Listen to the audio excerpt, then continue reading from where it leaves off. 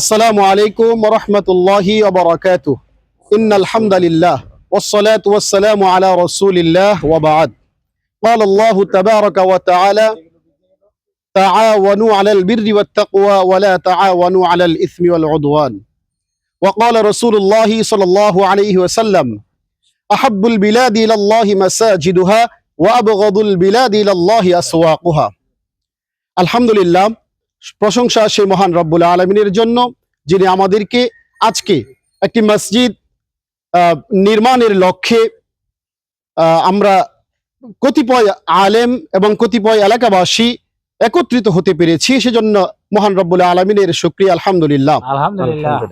সেই সাথে দুরুদ ও সালাম বর্ষিত হোক সেই মানবতার মুক্তির দিশারির উপর যিনি এই কথা বলে গেছেন, আহাব্বুল বিলাদি ইলাল্লাহি মাসাজিদুহা ওয়া আবগাদুল বিলাদি ইলাল্লাহি আসওয়াকুহা। আল্লাহর জমিনে যত প্লেস, যত বিল্ডিং, যত ভবন আমরা দেখি, সবচাইতে উৎকৃষ্ট, আল্লাহর কাছে সবচাইতে প্রিয়তম স্থান এই মসজিদ।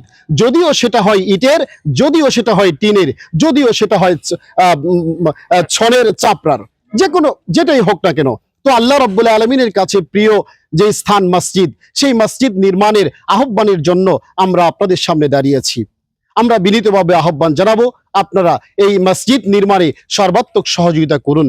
আল্লাহ রাব্বুল আলামিন বলছেন, তাআওয়ানু আলাল বিররি ওয়াত তাকওয়া ওয়ালা তাআওয়ানু আলাল ইসমি ওয়াল উদওয়ান। যেখানেই তাকওয়া, আল্লাহ ভীতি অর্জন করা যায়, এইরকম যত কার্যক্রম রয়েছে সেই সকল কার্যক্রমে তোমরা সর্বাত্মক এগিয়ে আসো। তো মসজিদ নির্মাণ নিঃসন্দেহে একটা তাকওয়াপূর্ণ একটি কাজ।